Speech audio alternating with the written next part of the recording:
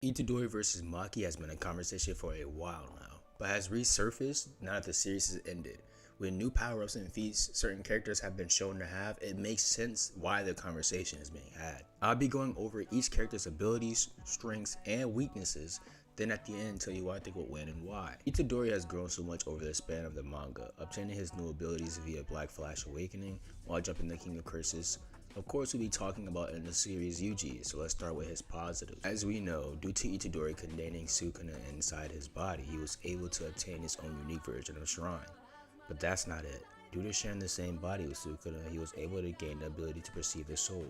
Along with Yuki's book on the soul, he was able to further learn how to perceive the soul. He also learned RCT, domain expansion, and blood manipulation. Two of those coming from the result of that nigga Uwi soul swap training. He's also strong as hell and really durable. Because all his Dura feats are from Nurse Sukuna, this could be hard to judge. We know he's super durable, but we don't know how durable. He did survive a couple fatal injuries, but everyone got their fair share of vote, except Kari. Most important abilities in this fight for Yuji would be his Shrine, his ability to perceive the soul, and his RCT. His blood manipulation isn't as important, but it's mad useful just in case blood is drawn.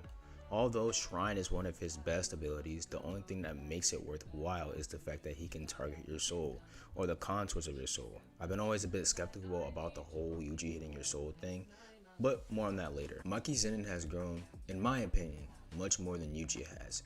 I say that because Yuji at the start of the series was stronger than her by a long shot at one point. I'd argue at one point she was there to just make Yuji look better. But JJK gave her the best awakening, having her wipe out the Zenin clan. The second one, which wasn't as impactful as the first one in my opinion, where she gains the rest of her abilities, like a DLC pack. Her kit has the abilities such as not being able to be sensed because of her absence of cursed energy, her ability to cut the soul using Soul Split Katana, not being able to be registered by dominator hits or dominators period, her ability to use the atmosphere to not only walk and jump across the battlefield, but to sense what her opponent is about to do next. I said I don't like using feats from the Nurse Sukuna. I did use one for Yuji though. She did eat all those black flashes from Sukuna, so her durability, like Yuji, is pretty damn good. Now I'm going to tell you who I think wins because it's easier for me to list off the negatives of each combatant while explaining the outcome. I believe Maki Zenin wins and it would be mid to extreme dip. Now let's start with Yuji's negatives. Although at the beginning I stated that Yuji has grown so much, I'm talking in comparison to himself. Gaining all these new abilities doesn't automatically make Yuji a top sorcerer. In comparison to other sorcerers, he's just above average. His shrine is brand new, so it's relatively weak and is only really useful in tangent with his ability to perceive the soul. Since we're talking about the soul, his ability to hit the soul, a lot of people like to use, is confusing. He unconsciously hitting Mahito's soul directly, and after learning and furthering knowledge about the soul, he decides to only hit the contours of Sukuna's soul instead of hitting it directly. I believe Yuji's soul punches were only a way to nerf Sukuna for one-shotting everyone, obviously, and to keep his cursed energy below a certain level. We know from Sukuna himself that even though someone could be messing with this cursed energy, his physicals would remain the same. So that begs the question, what does Yuji's hitting Maki's soul do? Editing fave here, and I did just realize that I said that his physicals will stay the same when it clearly states in one of the panels I just used that, Yuji affects the control Sukuna has over Megami's body, which is weird because you think Jacob's ladder would do the same thing. The point still stands though. Yuji is not pulling Maki apart from anyone else for her control to be loosened in the first place, so she's completely fine. She doesn't even have curse energy, and her physicals wouldn't be affected if that was the case. Next is Yuji's reverse curse technique. It's pretty comparable to everyone else's, besides Yuta of course. I didn't say Hikari here only because it's not really him doing RCT and more of his curse technique, so yeah.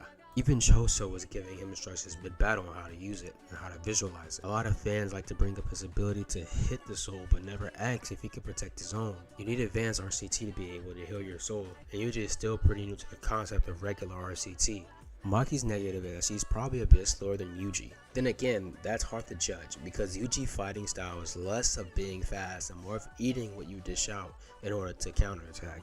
But this is assuming that Maki just wants to stay on the ground. I like to think that they're relative, but if that were the case, that would work in Maki's favor. Yuji probably has a bit more strength, but not enough to make a big difference. Lastly, her durability is good, but she doesn't have RCT. A cleave would do permanent damage. I think Maki wins because she's more of a complete fighter than Yuji at the end of the series. While it seems like Yuji was just giving the blueprint to becoming the stronger one, if the story went on for an extra arc or two. While everything in Yuji's arsenal is good, the fact that they are brand new means he has to develop them. That applies to even if you place him against other sorcerers. He can't send slashes like Sukuna. For his shrine to be effective, he has to touch Maki, which would be harder than you all think. Maki's ability to walk on air and use the atmosphere as precognition is busted and only is forgotten about because Sukuna scales so far above her, she was barely able to use it. Someone like Yuji who scales closer to her, it would be easier for her to outmaneuver and get out the way. Yuji is really durable, but Soul Split Katana ignores all that and stabs the soul, something Yuji would have trouble healing along with regular RCT. Yuji is strong, but I'd argue Maki eating several black flashes in the zone Sukuna is better than any physicals Yuji can muster. We all know domain expansion wouldn't work, and you can make the argument that Yuji's blood is now poisonous from eating his brother, but how deadly it is would be headcanon. Maki just has a more versatile moveset and has more freedom on the battlefield, while Yuji just feels like he's just now learning the meat and potatoes of Jujutsu, which is why I feel on another arc or two Yuji would have been stronger, because he would have been able to expand his horizon. A lot of people have their winner decided even in the face of a lot of convincing points, but that's their opinion. Let me know what you all think about this fight and who you have winning. Like and subscribe if you guys are new, and I'll catch you guys next time.